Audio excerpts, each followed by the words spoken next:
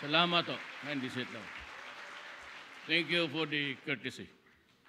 Alam mo ito si Bebo talagang sinabi ko na sa kanila, do not address me as Excellency. It is not the practice now for democratic countries to be addressing you with such yung hilas sa Bisaya. I don't know what's that in Tagalog. Nakukurnihan ako. Just address me as President because that's really my position. You know, I'm not into speeches actually. So what they do is just to prepare a 3-page. Ang lalaki pa ng space.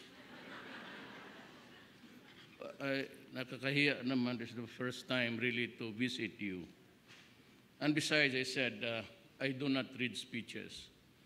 I do not, I'm not into oratory. When I talk to an audience, it is always a conversational talk. So, I'm a bit late because the parents of Arnaez, the latest victim of I don't know who, it's still under investigation, but I ordered the Secretary of Justice to take over the investigation of the case. Ang sinabi ko naman talaga, we will protect the soldiers and the policemen. Well, no doubt about it. But always, there has to be the element of the performance of duty. And you do not kill defenseless persons.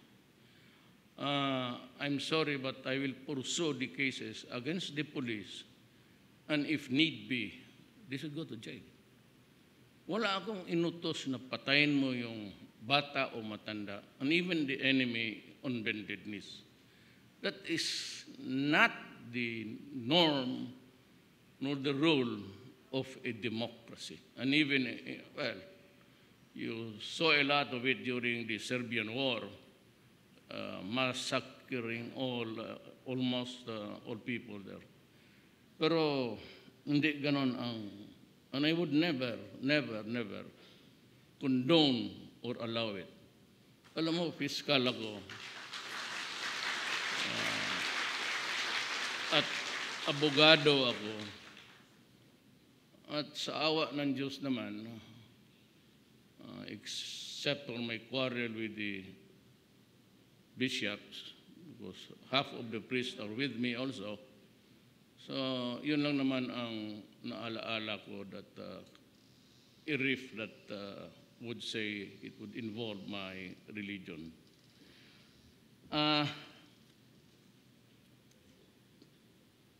Alam mo, wala man to. Congratulations on the occasion of the 60th anniversary of the Social Security System. You know, when I was student, we used to fly, kami ni Bebot, magkaharap kami ng kwarto sa dormitoryo. And sa high school, si Melchor Kitain was our valedictorian. Consistent yan. Sammy Dominguez was also our valedictorian. Kasi imbis na pataas ako, pababa ng pababa eh. And Yasai was my roommate when reviewing the war, was also a brilliant guy.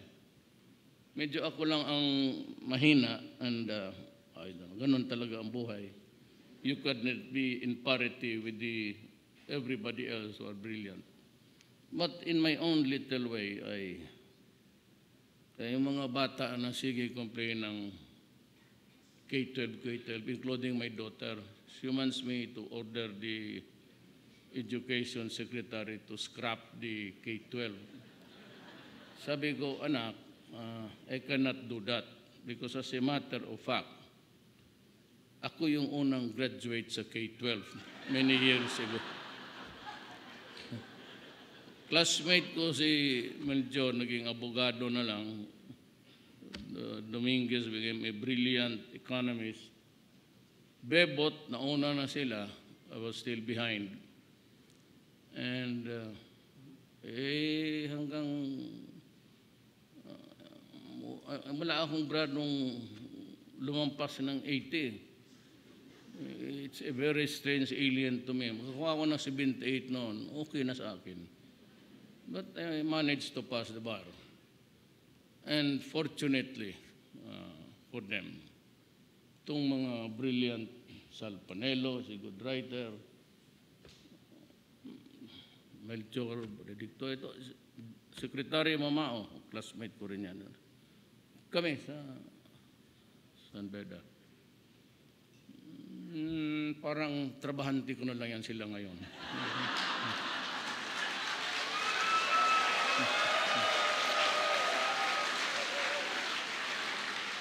Ngayon pala si Dennis.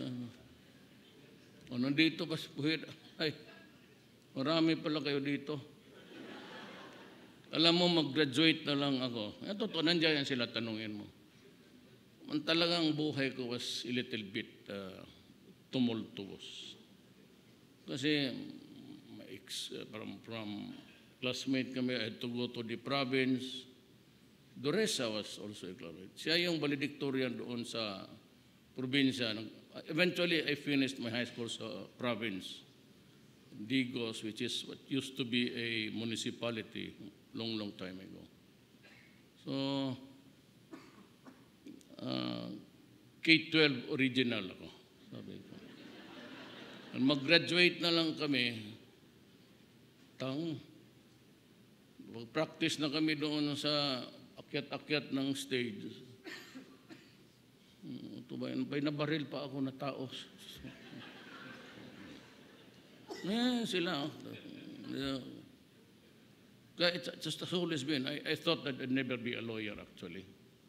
Kasi sumibat ako, hinahanap ako ng Metrocom noon. So I had to go back to the province. Ang mahirap nito, ang nanay ko nagtanong. Sabi niya, Rodrigo ang tawag niya. Rodrigo, kailan ako mag-reserve ng ticket? Kasi alam niya mag-graduate na eh. Sabi ko, mag-graduate na ako. Nakikita naman yung card ko. Siya yung gumagastos. Sabi ko, sa March kami, nangyari yung barilan. Di umuwi ako. Sabi ng nanay ko, kailan ako magbili ng ticket kasi magpa-reserve pa tayo. Noon, tumawag ko sa telepono, magpa-reserve ko lang. Sabi man ng pare, na itong Minjula, magulo. Magulo man talaga noon. 1972 graduate. Ayan, dito pala si, nandito, Ruben, pati,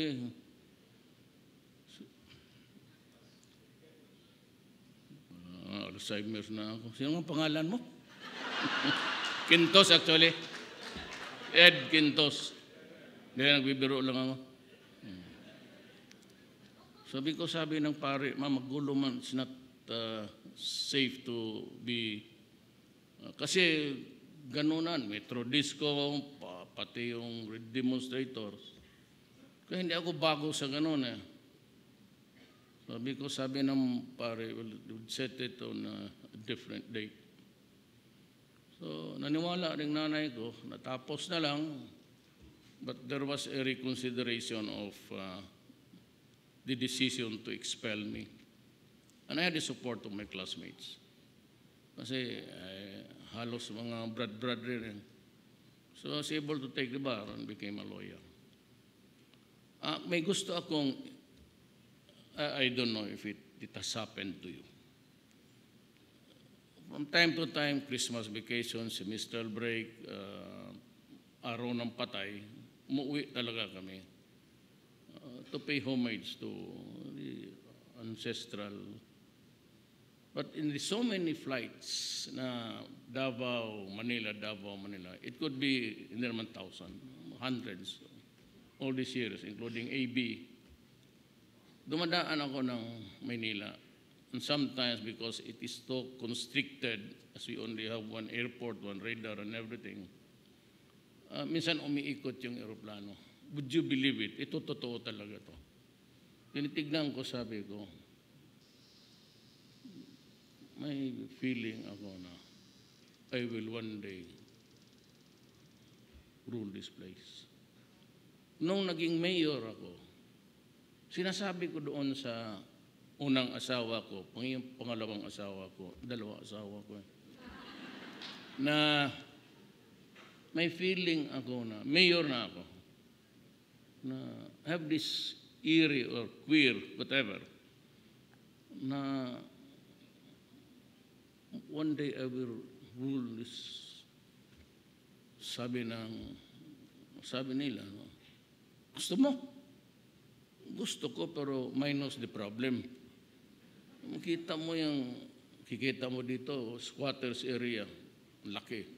Then you have this magandang subdivisions, then another corner, andyan na naman yung mahirap. So even on the aerial view, you could see the disparity. And the borders that would, saan yung mahirap, saan yung... Kami hindi naman ako, but I am a son of a migrant. We went to Davao many years ago, looking for the greener pasture. That was what was the sloganeering of the Americans. Go to Davao because it is the land of promise. Actually, the Americans were short of workers. Kasi yung mga Moro, ayaw talaga magtrabaho sa kanila. But to entice almost dito sa Luzon, pati Visayas, a few brave souls, yung mga Ilocano, they were our first teachers, at karamihan yung late Cebu, nagbabaan because of the proximity ko. Kaya ganon. But at that time, the Mindanao was already divided by the Americans into cadastral and homestead.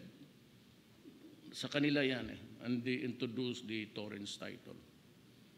Actually, nag-register of deeds pa ang nanay ni Melchor. There was really an uneven distribution.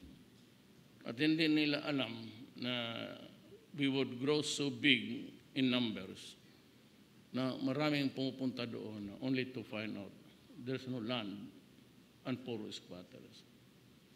And so, magulo talaga. And even the Moro, sila dams. Long before 1521, si Magellan, Mindanao was Islam already. By almost, sabi nila 70, but I would place it at 100, I place it about 60. Because when I was going around, I used to go to the archives of the Malaysian government. Binabasa ko yung, a few times when we were traveling around as congressman kasi ako. So, that is what fuels now. Ang problema nito is, with due respect to my Moro brothers,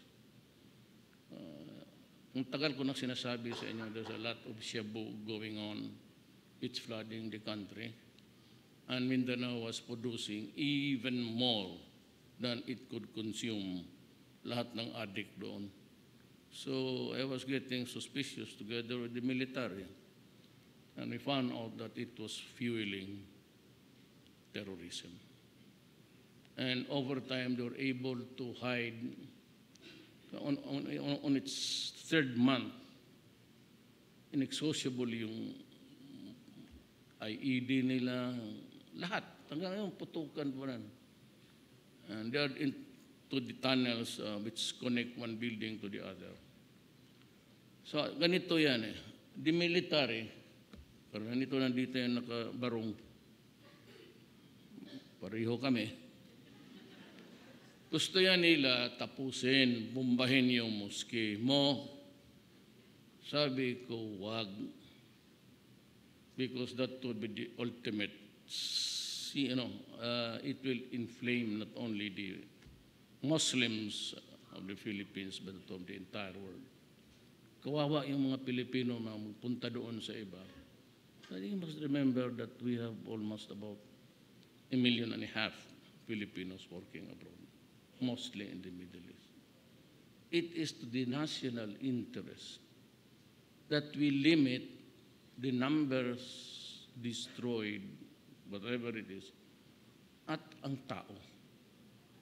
And even the terrorists. Alam ko galit kayo.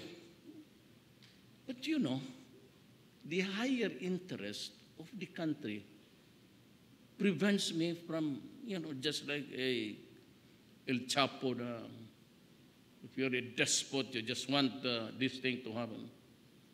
You have to remember that there are a lot of Filipinos outside working. Sabi ko, huwag mong bumbahan kasi tapusin na. And there are we are not sure of the numbers. Sometimes it's 70, sometimes it's 120, and we have the numbers now that is 300. Sabi ko, pag inatake ninyo yan, they would start to behead every hostage inside. Then how would now I explain to the people of this republic what happened? Because whether you like it or not, the buck stops here. Hindi ko na mapasa. That is failure, that is intelligent. People would not listen to that. Ikaw yung presidente, don't give us that hula balo.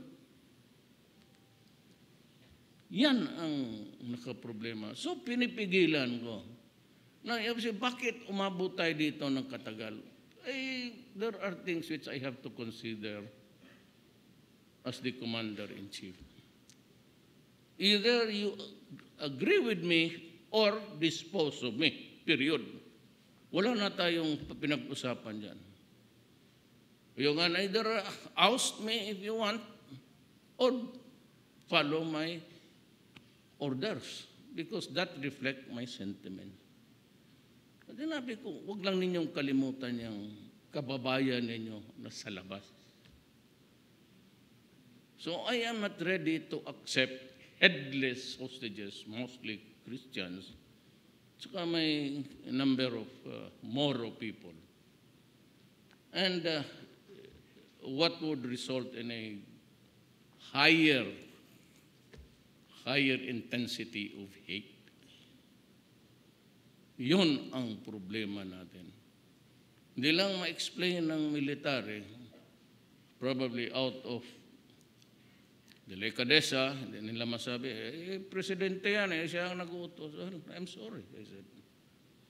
If you have you lost your faith in me? All you have to do not have to go into war. Mga sundalo yung kordyal ko, sundalo ko, just let me know. I'll be glad to step down. And itong sabi nila na anak ko, Trillanes has been at me and my children even before I became president. You are witnesses to the 200 million na basura na noon pa, pati ngayon, sinasabi ko na I'm authorizing anybody here, any media member, silipin ninyo, Rural Bank, Central Bank, AMLA. You have my blessings. And if I am into corruption, if I have properties way beyond my means to buy or acquire, let me know. I will step down tomorrow. Any of my family, the mayor of Davao, yan si Pulong, sinasabi nila na nagpapaspuslit may tara. Well, who is he to? Noon pa yan eh. Itong si Pulong, ganito yan. Para malaman niyo ang sentimento ko. 18 years old yan, nagtana ng babae. Moro na babae. Ang nanay, maranaw, ang tatay, tausog. Ano ang mga Moro barter yan? Mga jars, mga merchandise, yung beef loaf, yung made in China. Now, it's being imported legally at doon sa on all fronts.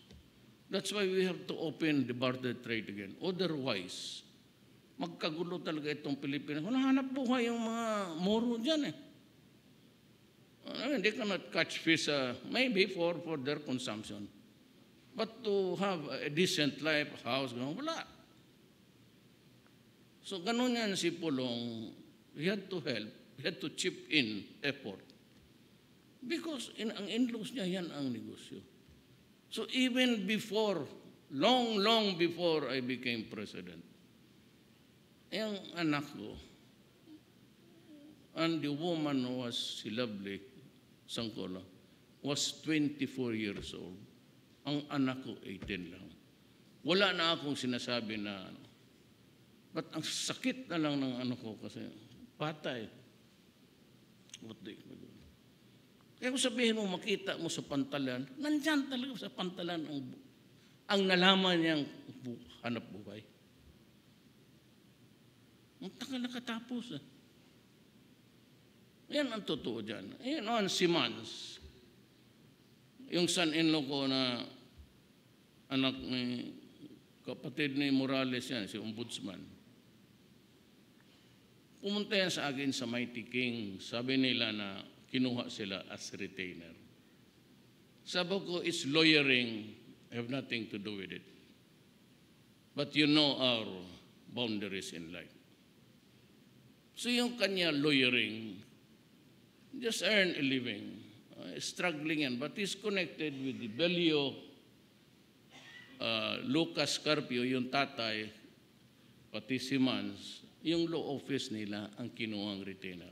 Of course, si Bello bumitaw na yan. Pero ang kinuha, that is hanap buhay lawyering. Kapag mag-appear kayo doon sa Congress, and just tell them the truth. What's wrong in lahat naman tayong abogado? We never question any lawyer for that matter getting a client, even if he's the killer, even if we know that he is the killer or that he is the real culprit. We have to stand by our... Ganon kaming mga abogado. Lahat tayong abogado. When we know that. Sabi ko, there's nothing wrong with that. Basta wag ka lang, you know the boundaries. Now, what was the offer? 3 billion. Pumayag ba kami? O magkano ang ma-recover natin? Well, we're getting about 25 billion sa taxes. Okay na ako. Kasi makakaso tayo, a long protracted war, legal, hanggang Supreme Court, wala tayong mapakinabangan itong generation na ito. That's why the most contentious moment in the cabinet regarding SSS, when we were debating whether or not to allow the increase. At the end of the day, kinat ko sila lahat because we were already arguing for 2 hours. So, ladies and gentlemen, this is my... We have a problem in our generation. Then there is this computation about 2040, an aberration in the systems. We will solve the problem of our generation. Tomorrow will take care of itself. Ang mga anak natin, may mga utak yan. Then how to continue, it's no longer a problem. Bigyan mo competition hanggang 2040. Of course, ang object talaga, the economic, Sunny Dominguez, and I have to be very frank with you, si Pernia, and si Jokno. But Dean Valdez wrote me a letter and said, ang bukas hindi atin, kanila na yan. And they will solve the problem by themselves. Ang atin, meron tayo. Pag 72, meron ko na talagang problema. Kita mo si Bello, hindi na makabili ng medyas.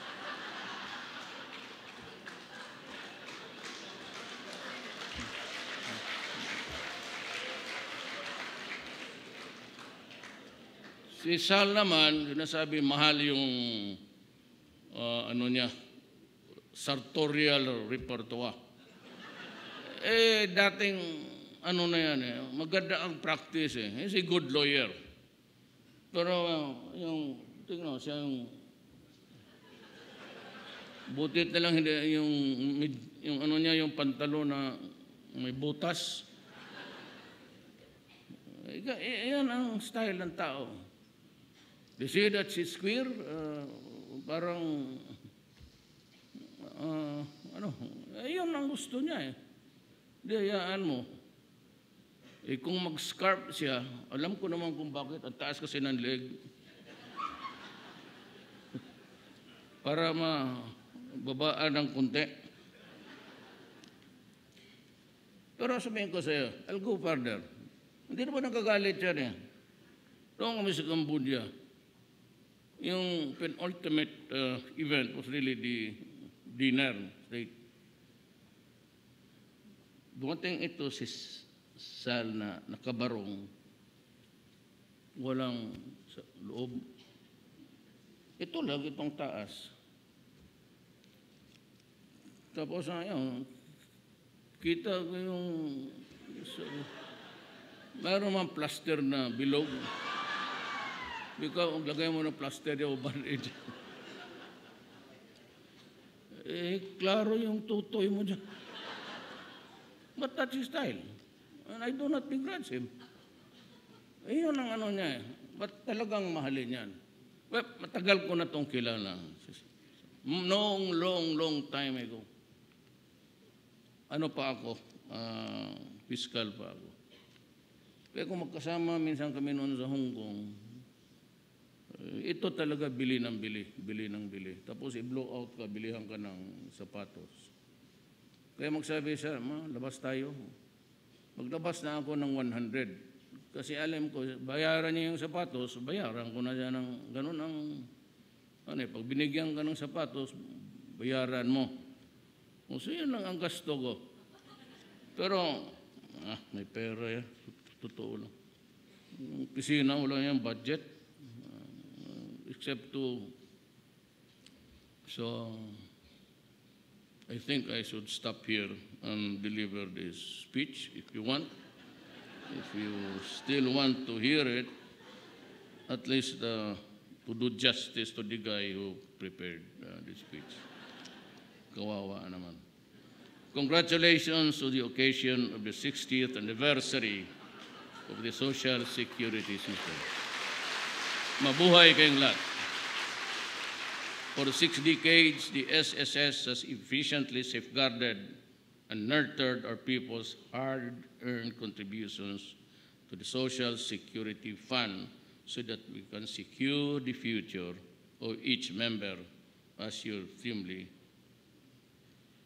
put it. Well, you have to do some fixing. I hope that the only salvation, I think, to move forward is really to improve the economy. And I am committed to do just that. Kaya sabi ko, there will be no corruption. Walang palakasan dito. And though I am having a hard time looking for the appropriate or the right man to do a particular job, somehow, nakakikita rin ako ng there's a lot of complaints about the military. Medyo marami na. Well, you know, this is even Pinoy and Gloria. Alam mo bakit? Ang military, pag inutusan mo, gawin mo yan, kaagad. I do not mean all of you. You might really be dedicated to the task that you are up to. Pero karamihan kasi lalo sa probinsya, indolent ang pag may sunog, sabay saan yung disaster guy? Sir, hindi pa nag-uwi, baka nagiinuman pa. Kayong mga ganon, you know, in times of I was very lucky in going to Moscow. I brought along, and there was a complete bucket daw maraming military. Alam mo, pag ako ang mag-travel, pareho kami lahat ng upuan. Walang first class dyan. Yung regional jets yan, there's no first class, business class. Pero wala yan. Then, one trip sa Moscow, sinabi ko na, it's about time that we reward the retirables and their wives Kasi ang bayad ko sa eroplano, punuin ko o ako lang, pareho rin. Kung ako lang mag-isa pati, magdala ako ng, sana maganda, pero wala. So, gano'n, di punuin ko na lang. Binigyan ko totoo. Marami naman akong mahingian. I do not have really to commit graft and corruption. Even yun, tingnan niyo yung mga, but never ako na, as I have promised to you, hindi ako tumatanggap talaga. I do not mean to insult or, kaya yung mga tao ngayon na malaki ang contribution sa mga rehabilitation, ganon, and even willing to give money, yun yung mga, sabi ko, ayaw ko. And prominently is really Lucio Tan and yung Migor. Hindi ako tumanggap. Well, I'll just say that, I was avoiding a conflict of interest. Karamihan ng yung mga kababata ko na Chinese sa Davao naging milyonaryo. Davao has improved. Ang growth rate ng Davao economics this year is 9%. That's the highest. All over the country. And if you go to Davao, punta naman kayo doon. Wala masyadong droga, walang hold-upper, you can walk around. And we have a very thriving communities. They are both mga muro and they are all gainfully employed. You have to provide them the space. Because yung iba, they drive them out. But they are the original inhabitants of this country, Mindanao.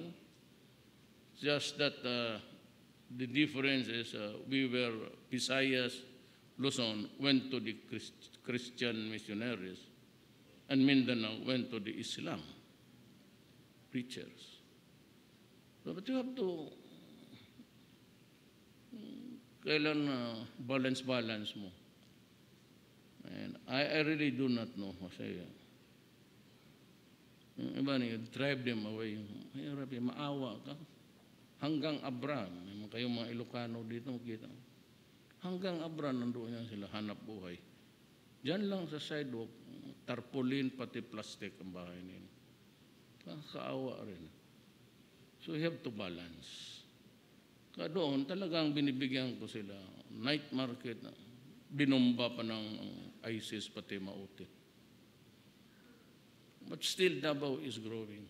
And I would have thought na, yung magtingin ako, sabi ko, magtingin ako sa aeroplano. Sabi ko, sana, gawin ko itong parang Davao. That was the template that I was, only to realize that when I became president, got hold of the all available data, that may mga generals were into it. Ang inasahan kong ahensya na tutulong sa akin in controlling the import of drugs, isa rin palang pumupusilit ng droga. So on that score, I admit, it might have been due to a shortcoming of my projection. But I never thought that I had to deal with officials and corrupt agencies, and never knew really the dimension or extent I would be facing. But ako, marami akong, I have mistakes. Faults, many. But itong droga will stay. I would like to tell you that if I do not act decisively, sans yung nila na the attacks about extrajudicial killing, of course we do not like it. And if you're into it, I'll see to it, you go to jail. Baka ako pang babaril sa iyo. Pero if I do not control drugs, I will, put the next generation into a jeopardy. Sino ang milyonaryo dito? Wala.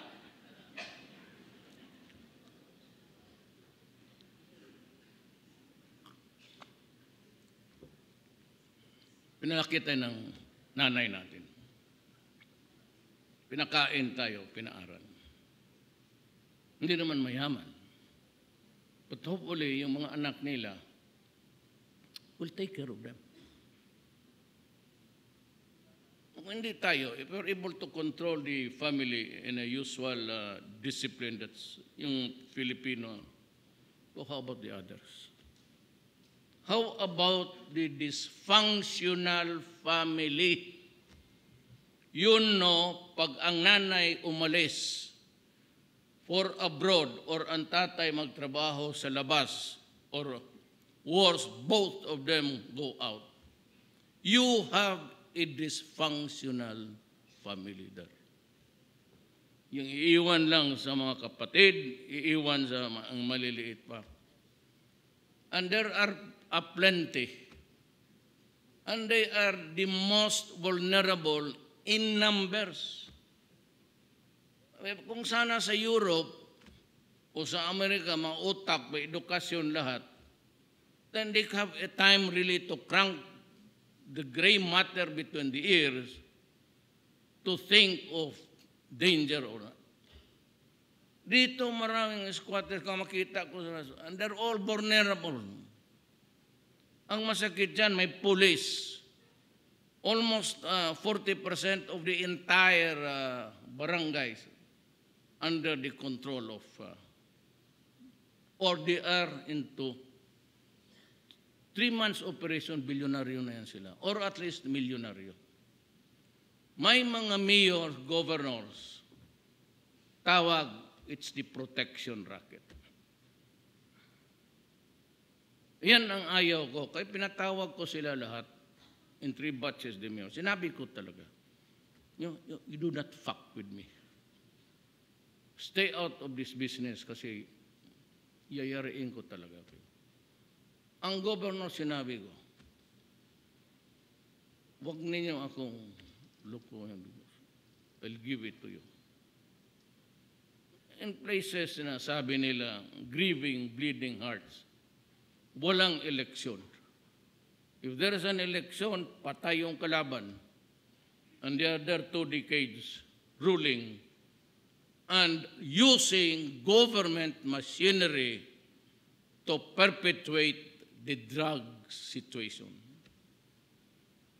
At pati pulis nila o yung mga tao na ayaw, pinapatay at binabaon. O, kita mo yung doon sa butas ng Usamis, di nandoon yung buto ng 2 pulis.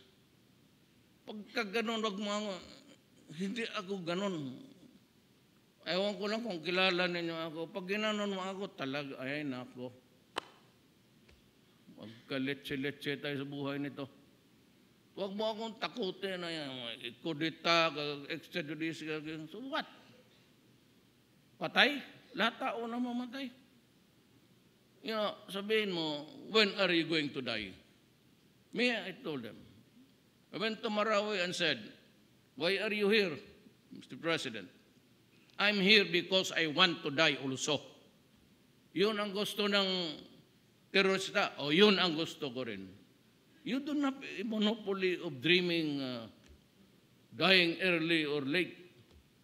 Alam mo, when you are born today, the process of dying has begun.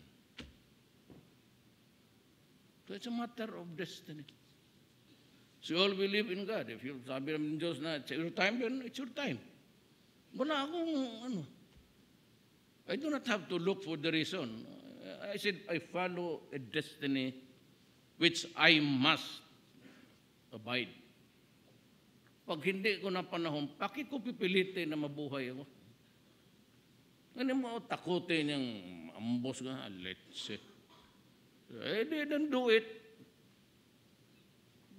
Pero sabihin mo na paluhurin mo ako, puta mo, na, barilan muna tayo. Of course, the bullet will be reserved for. Nabi ko man naman sila, binigay, kasi ang army walang short eh. Long lang lahat yan. That's the primary firearm. That's the only one that they have. So paglabas nila, pinagpapatay yung mga NPA, lahat sila binibigyan ko na ngayon ng...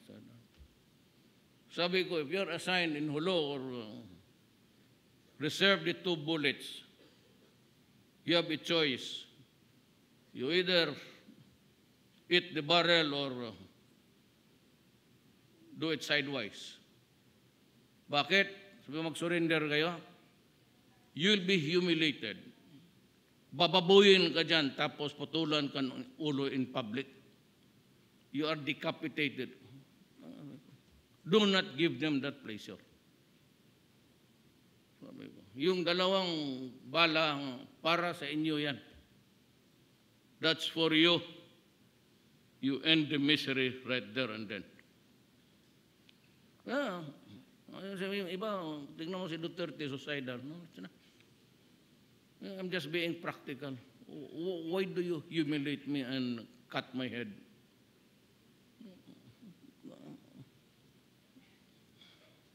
Ang mahirap kasi nito, because they do it, and we cannot.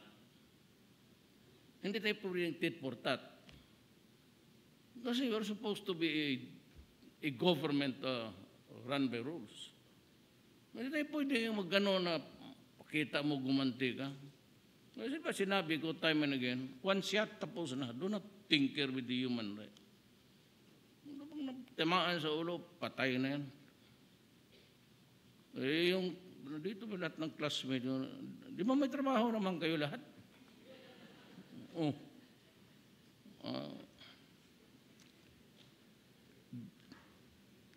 I urge you to intensify the monotonous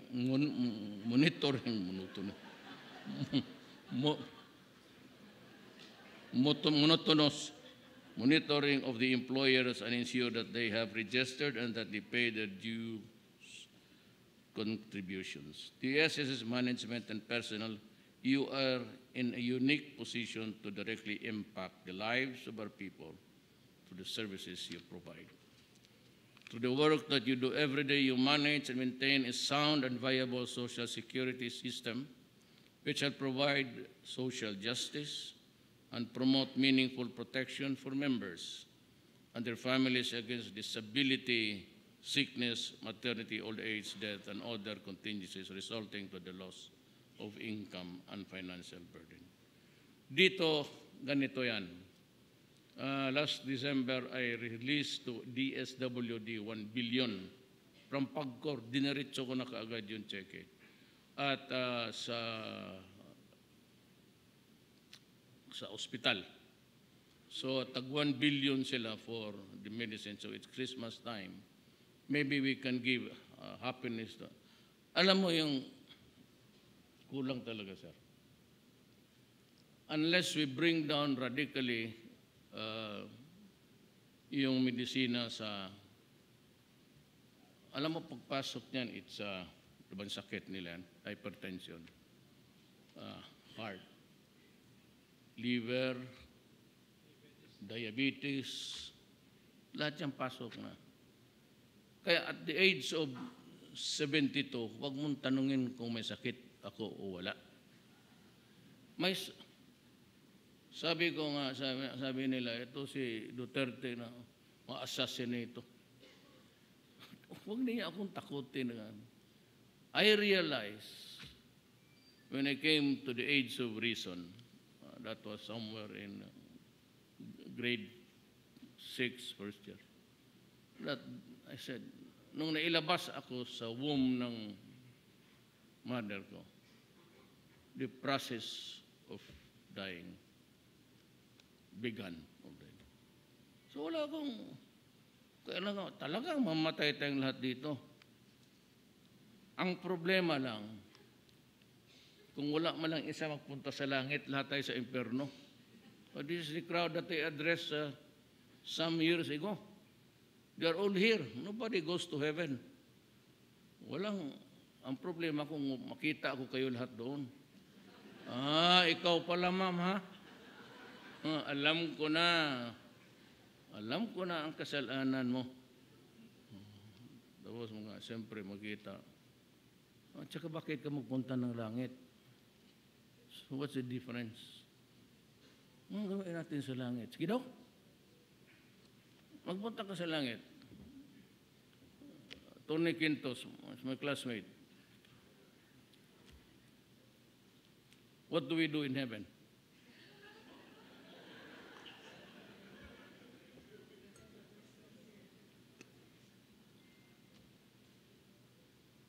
Pray. Jesus Maria Joseph. Pray sa eskwelahan. Pray sa eskwelahan, tapos pray dito, pilitin ka ng asawa mo, magsimba. Tapos pagkamatay mo, pray na naman doon. Dito na ako sa purgatorio. Huwag naman yung impyerno.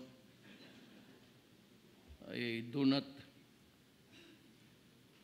May this occasion remind us that our workforce is the backbone of our society and their welfare is our primary concern. Let us work together in empowering them so that they may help us in building the foundations of a brighter and more secure future, especially for the marginalized. Happy anniversary at mabuhay kayong lahat.